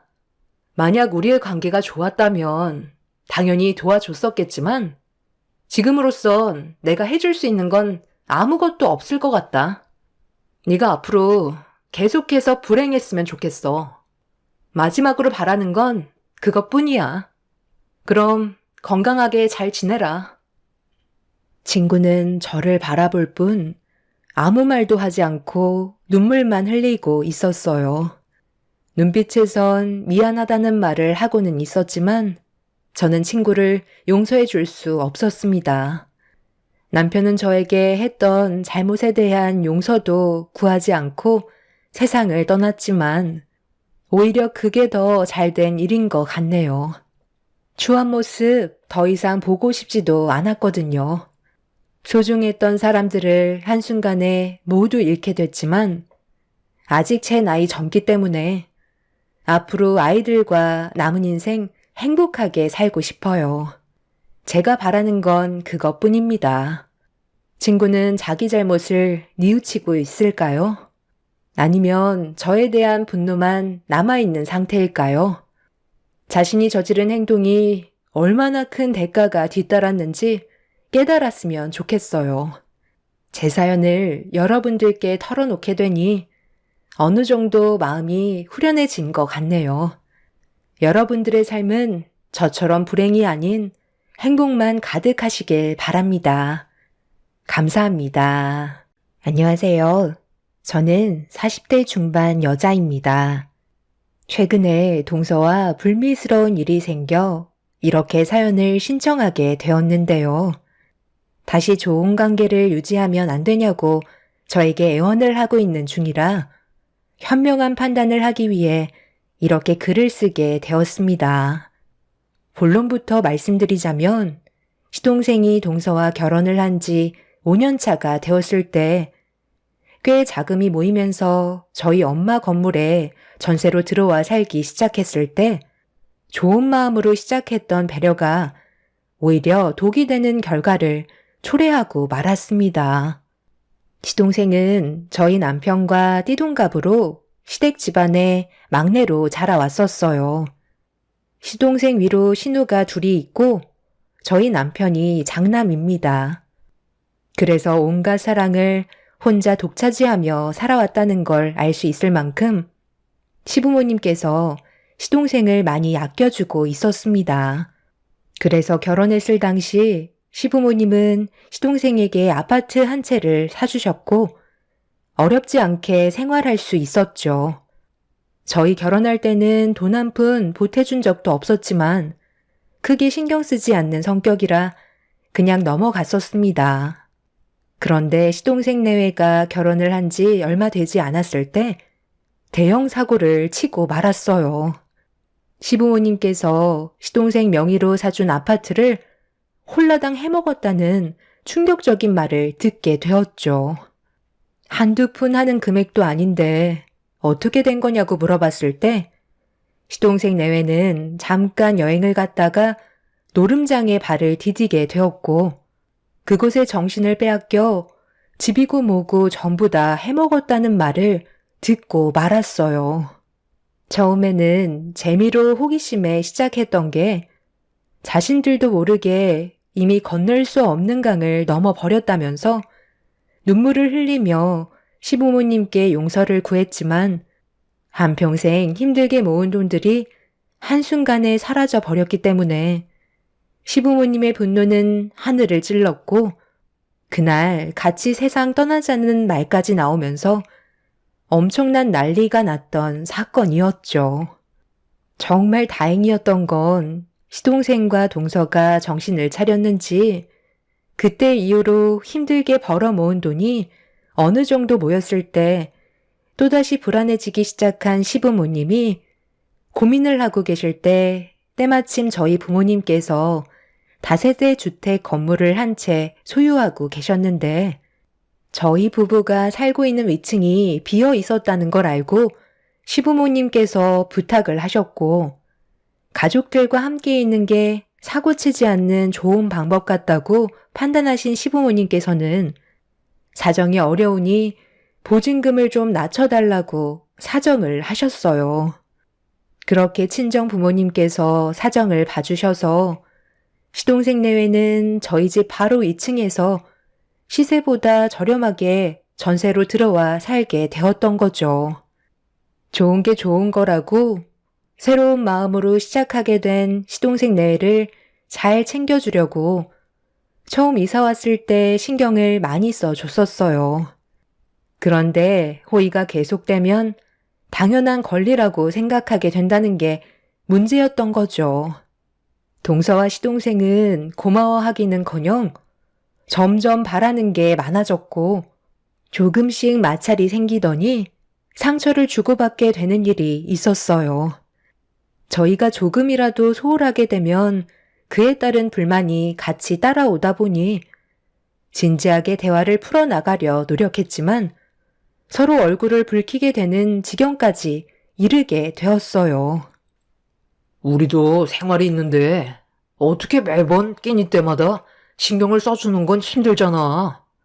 그러니 이런 건 네가 좀 융통성 있게 재수 씨랑 집에서 밥을 해 먹던지 아니면 외식을 하면 되지.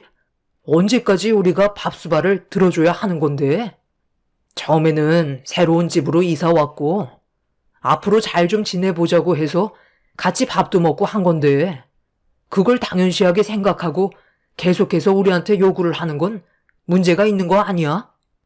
이걸 왜 너랑 재수 씨가 불만을 가지는 건지 나는 전혀 이해를 못하겠네. 평생 우리가 도움을 주면서 살아야 하는 건 아니잖아. 다시 한번 말하지만 너도 상황에 맞춰서 알아서 끼니는 해결해라. 형 말 무슨 뜻인지 알겠지? 형, 정말 너무하네. 지금 우리 상황이 어떤지 알면서 꼭 그런 말을 해야 돼? 이제야 겨우 자리 잡을만 해줘서 여윳돈 좀 만들려고 노력하는 건데 형이 어느 정도는 도와줄 수 있는 거 아니야? 완전 우리를 거지 취급하고 있는 거잖아. 밥 한 끼 얻어먹겠다는 게 그렇게 보기 싫었던 거야? 무슨 뜻인지 충분히 알겠어. 아주버님, 정말 너무하세요. 저희가 어느 정도 여유가 있었으면 이런 말도 안 하죠. 하기야, 아주버님은 애들도 있어서 딸린 입이 많으니까 우리까지 같이 한 자리 차지하고 먹는 게 좋게 느껴지지는 않았겠죠.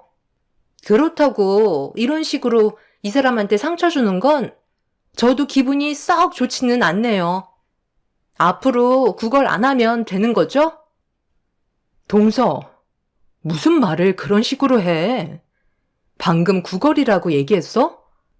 우리가 언제 거지 취급이라도 했다는 거야? 뭐라도 부족할까봐 우리는 그래도 가족이니까 신경 써준 건데 그걸 당연시하게 생각하고 있다는 게 지금 문제거리가 되는 거잖아. 우리가 볼 일이 있어서 밖에서 먹고 들어왔는데 그걸 불만 삼고 지금 이 시간에 밥을 차려달라는 게 맞는 거야? 여태까지 기다릴 시간에 나한테 전화 한 통이라도 하던가 아니면 서방님이랑 근처에서 저녁 먹고 들어오면 되는 건데 지금 그걸 이 사람이랑 내 탓으로 돌리면 우리가 얼마나 어이가 없는지 알아? 우리가 남도 아니고 한 건물에 같이 사는 가족이니까 같이 식사할 수 있는 시간이 맞으면 함께 하는 거지. 그걸 당연시하게 생각하고 우리가 무조건 베풀어야 한다는 건 문제가 있는 거라고. 내 말 무슨 뜻인지 이해했어?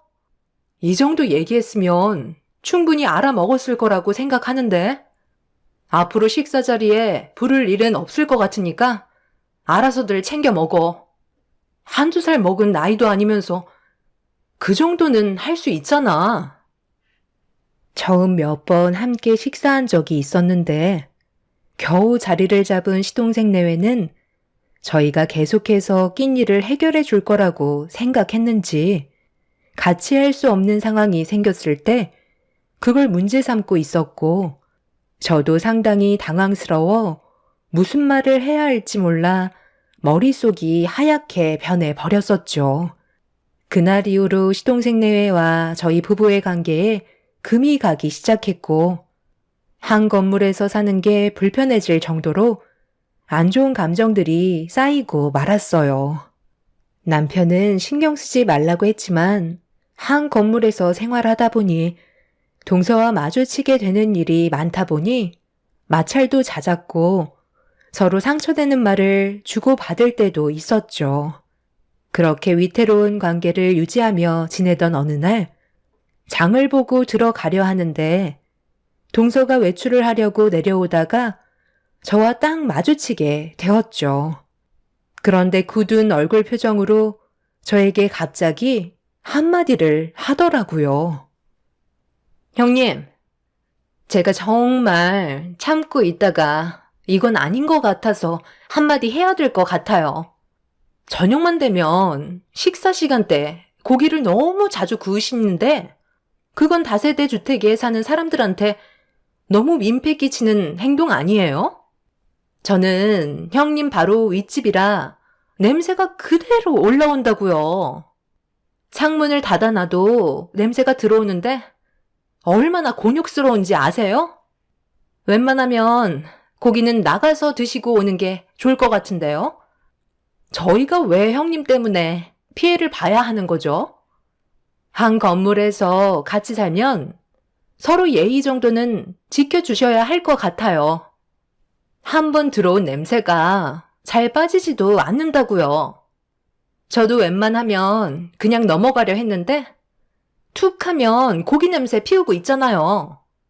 솔직히 저희는 전세 살고 있지만 형님은 월세 살잖아요.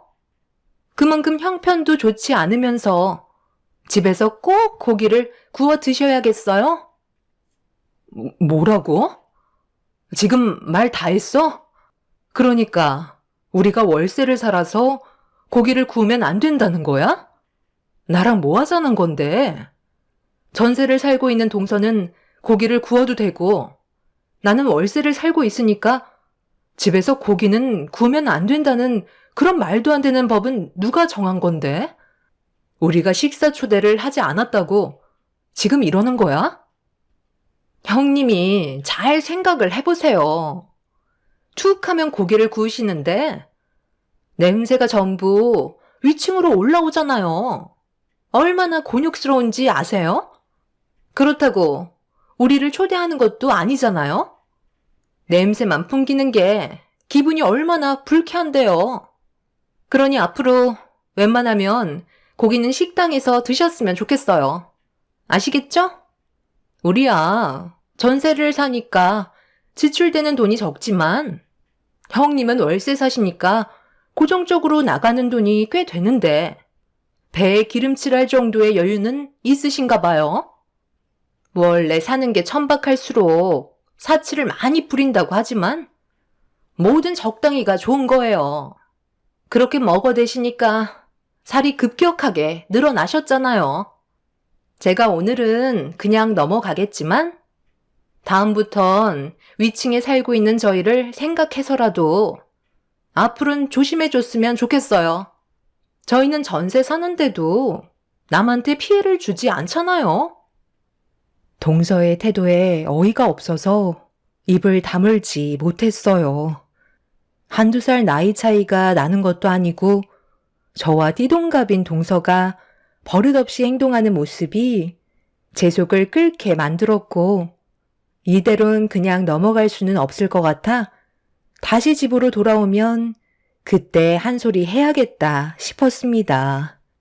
맨날 고기를 구워 먹는 것도 아니고 한창 성장기인 아이들을 위해서 저도 최대한 식단에 신경을 쓰기 때문에 고기 반찬이 자주 올라가는 편인데 그걸 저한테 불만을 털어놓는다는 게 기분이 좋지는 않았어요. 후드를 틀어놨어도 환기를 시키려고 창문을 열어놓긴 했었지만 제 집에서 고기 하나 제대로 구워 먹지도 못한다는 게 상당히 당황스러웠죠.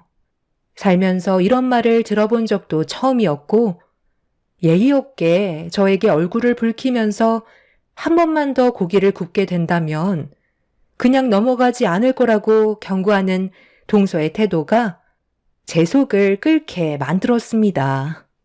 월세 살면 고기를 구우면 안 되고 전세 살면 상관없다는 이상한 논리를 꺼내는 동서의 지능 수준이 너무 낮아 보여 한숨밖에 안 나왔어요.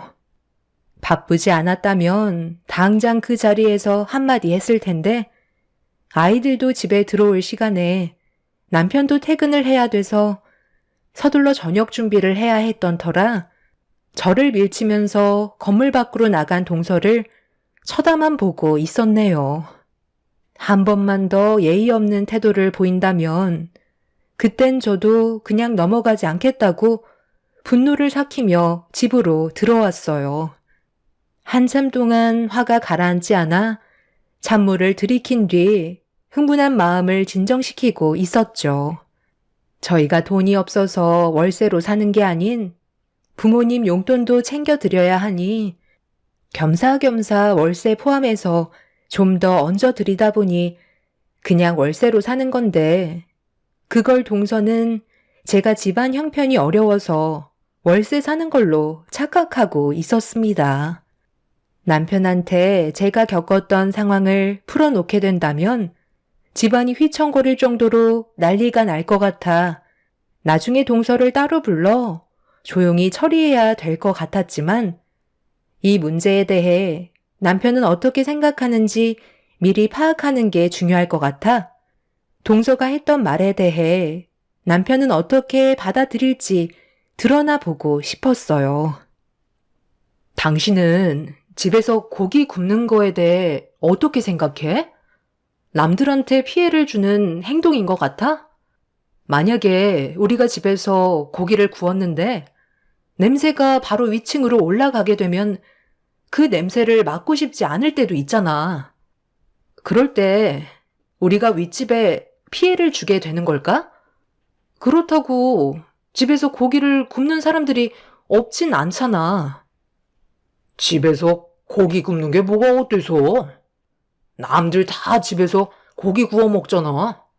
남 눈치 보는 것 때문에 내 집에서 고기도 굽지 못하는 거야? 그건 좀 아니지 않나?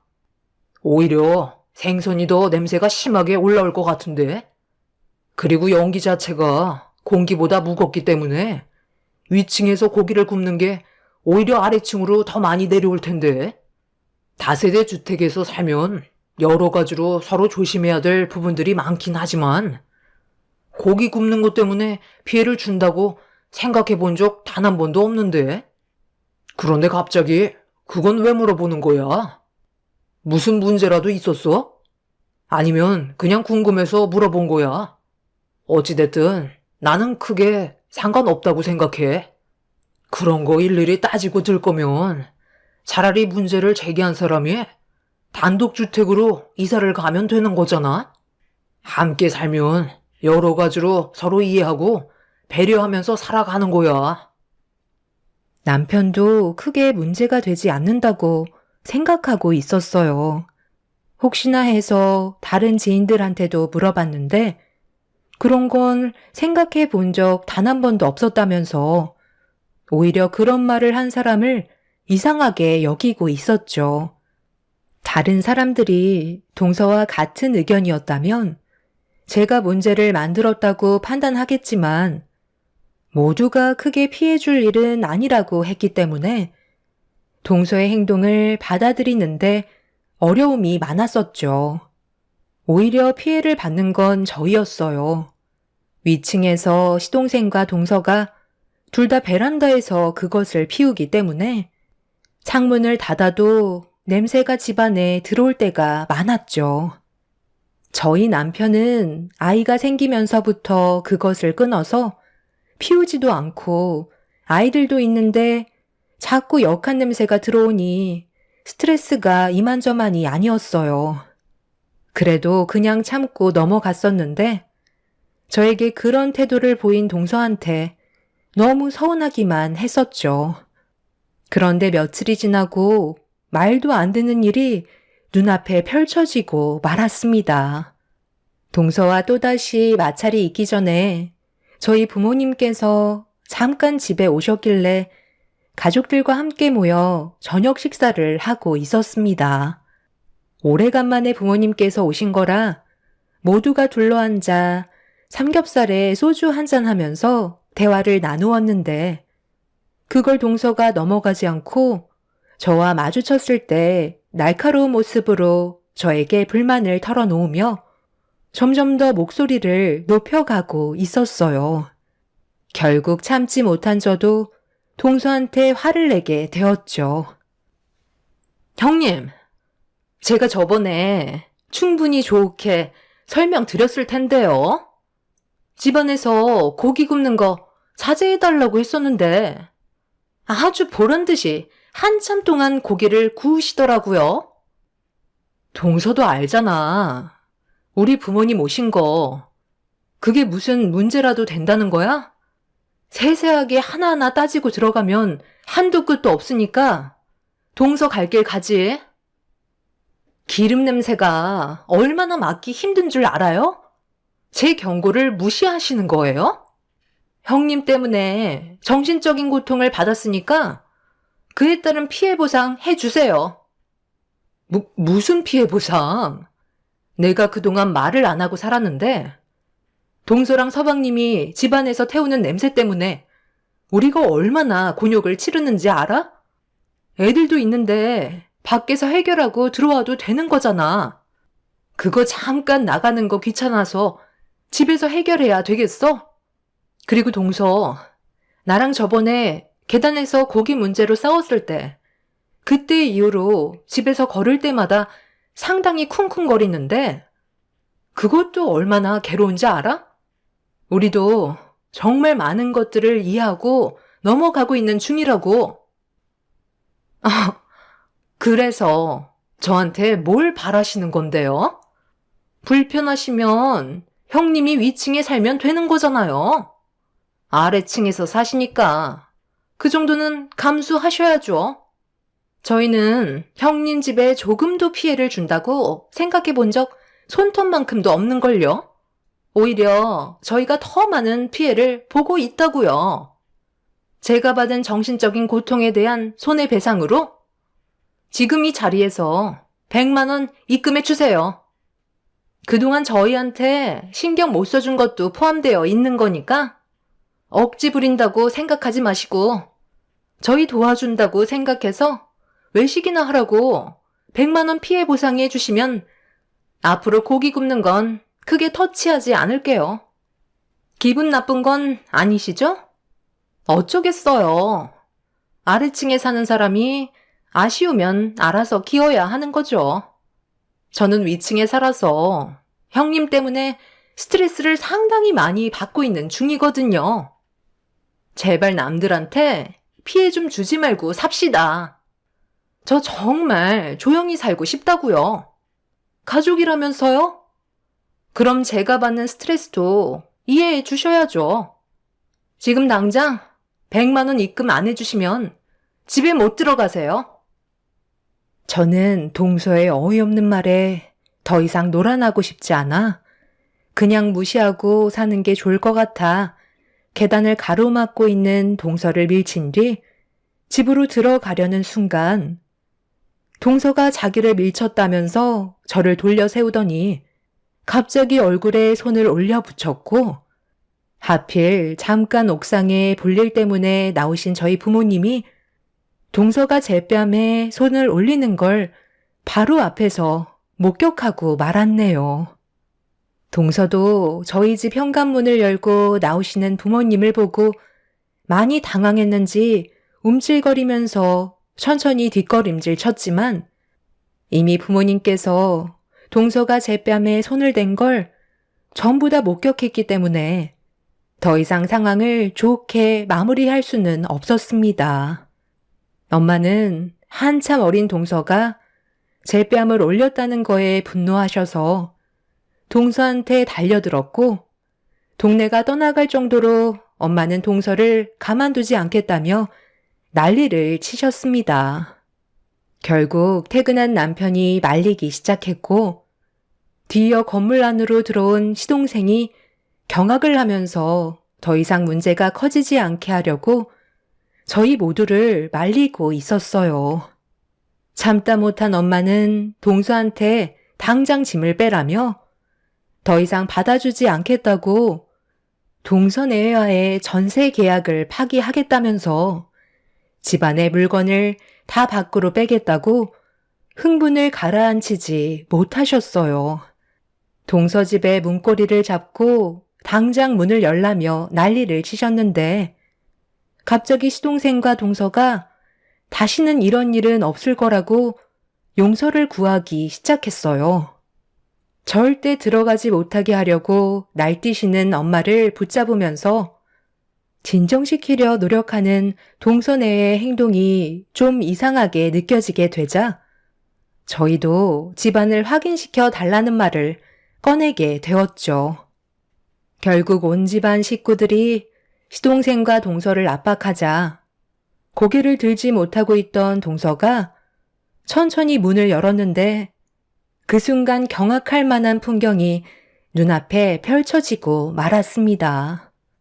집안 전체가 발을 디딜 틈도 없이 전부 쓰레기로 가득 차 있었고 청소는 언제 했는지 모를 정도로 악취가 진동을 하고 있었어요.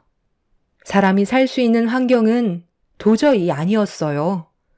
가끔 TV에서 보던 그런 집들이 눈앞에 펼쳐져 있는데 자주 왔다 갔다 하는 길은 그나마 깨끗한데 다른 곳들은 전부 다 새까맣게 변색이 되어 있는 상태였죠. 더군다나 집안에서 그것을 피워서 그런지 집안 전체에 있던 하얀색 도배지는 누렇게 변해버려 쓰레기 냄새와 악취가 진동을 하고 있었습니다. 이런 집에서 5년을 살았다는 게 믿어지지가 않았어요. 그제서야 제가 동서 집에 잠깐 들어가려 했을 때도 들어오지 못하게 했던 행동들이 이해가 되더라고요. 자신들도 집안이 더럽다는 걸 알면서도 치우는 게 귀찮아 하루 이틀 미루다 보니 나중에는 엄두가 나지 않을 정도로 커지게 됐다면서 죄송하다는 말을 했지만 이미 집은 만신창이가 되어 버렸기 때문에 엄마는 동서내외를 용서할 수가 없었는지 부동산에 가셔서는 동서와 계약했던 전세 계약서를 가지고 오셔서는 두 사람이 보는 앞에서 쫙쫙 파기해 버렸습니다. 당장 나가라고 소리를 질렀지만 저희 부부가 알지 못했던 또 다른 문제가 엄마와 동서내외 사이에 무언가 있다는 걸 알게 되었고 엄마의 입 밖으로 나온 한마디에 저는 입을 다물지 못할 정도로 엄청난 충격을 받고 말았어요. 동서내외는 저희 엄마와 몇 달 전 재계약했을 당시 보증금이 급하게 필요하다면서 빠른 시일 내에 다시 주겠다고 부탁하길래 엄마는 그걸 믿고 받았던 보증금을 동서내외한테 돌려주었고 꽤 시간이 지났는데도 보증금을 주지 않아 갈등이 있었지만 동서가 간곡히 비밀로 해달라는 말에 엄마는 저희 부부한테 제대로 말도 꺼내지 못하고 있었어요.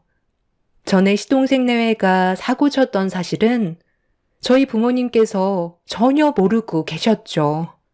남편은 엄마한테 줘야 되는 전세 계약 보증금은 어디 있냐고 시동생한테 물어보자 한참 동안 머뭇거리더니 사용했다는 곳이 신혼여행 때 즐거웠던 기억을 잊지 못해 또다시 동서와 함께 노름장에 발을 들였고 한 푼도 남지 않은 상태에서 집으로 돌아온 시동생과 동서는 월급을 받는 족족 엄마한테 월세 개념으로 조금씩 주고 있었습니다. 엄마는 동서내외가 딱한 사정이 있을지도 모른다고 생각해 아무 말도 하지 않고 가족이라는 명분 때문에 기다려주고 있었는데 시동생과 동서는 정신을 차리지 못한 채 달라지는 모습을 전혀 보여주고 있지 않았었죠. 그런데 저한테는 온갖 있는 척은 다 하면서 대우받길 원하더니 결국 아무것도 없는 빈털터리 신세에 거의 무상으로 살고 있던 집은 거지 소굴로 만들어놔서 엄마의 분노는 하늘을 찌르고 말았습니다. 형, 제발 한 번만 봐주면 안 될까? 나 이 사실 아버지가 알게 되는 순간 호적에서 파버린다고 그랬어. 아주 잠깐 즐기려 했던 것뿐이고 그때 당시 그래도 꽤 큰 돈을 만졌던 기억이 있어서 부모님이 해주신 돈을 다시 회복시키고 싶은 마음에 다시 시작했던 건데 계획했던 대로 되지 않았던 것 뿐이라고. 내가 절대로 그런 곳에 다시는 가지 말라고 했을 텐데 아직까지 정신을 차리지 못한 거야? 지금 얼마나 힘들게 다시 일어섰는지 몰라? 그새를 못 참고 우리한테까지 비밀로 하면서 보증금을 전부 탕진하고 돌아와? 그것도 모자라서 집안 꼴을 돼지우리로 만들어놔? 한두 살 먹은 나이도 아니고 30대 중반이나 됐으면서 왜 이렇게 철없이 행동하는 거야? 앞으로 어떻게 살아가려고 이런 식으로 막장 인생을 살아가는 건데? 어찌됐든 너는 이 집에 살 수 있는 돈도 없을 뿐더러 집을 이 지경으로 만들어놨으니까 전부 다 수리해주고 집에서 나가면 될 것 같네. 그리고 이 사람이 재수씨 손윗 사람인데 어떻게 그런 태도를 보일 수 있어? 이 사람이 저번에 나한테 얘기했을 때 뭔가 느낌이 좋지 않았었는데 결국 이를 이 지경으로 만들어서 속이 시원해요? 나이 차이가 얼만데 감히 이 사람 얼굴에 손을 대는 게 잘한 행동이냐고? 고기 굽는 게 뭐가 어때서? 집안 꼴을 이 지경으로 만든 재수씨가 그런 말을 할 처지는 아니지 않나? 아주버님, 정말 죄송해요. 솔직히 저는 식사 초대를 해주지 않았던 것 때문에 서운해서 그렇게 행동했었어요. 저희가 가진 게 없다 보니까 제대로 된 끼니를 해결하는 것도 벅찼는데 그렇다고 저희도 같이 먹자는 말을 하기도 그렇고 돈도 다 탕진했다는 말을 하는 건 더더욱 안 되니까 저희 좀 불러달라고 돌려서 했던 말이 상황을 악화시킬 줄 몰랐네요. 서운했던 감정이랑 돈까지 다 잃어서 복합적인 상태에서 안 좋은 감정을 쏟아냈던 것 같아요. 정말 죄송합니다. 지금 동서가 한 행동은 감정 조절이 되지 않는 어린애들보다 못한 수준이야. 앞으로의 미래가 보이지 않는데 둘이서 어떻게 살아간다는 거야? 아무리 화가 나도 그렇지. 내가 동서보다 한참 나이가 많고 손윗 사람인데 함부로 손을 올렸다는 건 단순히 넘어갈 문제가 아니라고 생각해. 잘못한 만큼 그에 따른 대가는 감수해야 될 거고 지금 당장 이 집에서 나가. 우리 부모님께서 한평생 힘들게 일하셔서 마련하신 건물인데 동서집도 아니면서 이렇게 함부로 사용했다는 건 나도 조용히 넘어갈 수 없어. 내 말 무슨 뜻인지 알았으면 당장 짐 싸서 친정을 가던지 길거리에 나앉던지 더 이상 내 할 바 아냐. 저도 이성의 끈을 놓아버려 있는 힘껏 동서의 양뺨에 손을 올려 붙였어요. 저보다 나이가 한참 어려 동생같이 항상 잘 챙겨줬었는데 저를 우습게 생각하는 동서의 태도에 온몸이 부들부들 떨렸죠. 동서는 친정 부모님과 시부모님께서 알게 된다면 그날로 자기는 뼈도 못 추린다면서 손이 발이 되도록 빌었지만 더 이상 저희가 해줄 수 있는 건 아무것도 없었어요. 시부모님과 약속했던 각서가 있었기 때문에 시동생과 동서와의 관계에는 상당히 심각한 문제가 생기고 말았죠. 한 번만 더 문제를 일으킬 시 둘은 더 이상 서로 부부의 관계로 살아갈 수 없게 될 거라는 약속을 각서로 작성을 했었고 저희 부부가 그 자리에 함께 있었습니다. 결국 이번 일은 시부모님과 동서의 친정 부모님 귀에 전부 들어가게 되었고 동서가 저에게 했던 행동들에 대해 동서의 친정 부모님께서 직접 오셔서 저희 가족한테 용서를 구하셨습니다. 그리고 직접 모든 집수리를 다시 새 것처럼 만들어 주신 뒤 다시 한번 고개를 숙이고 돌아가셨어요.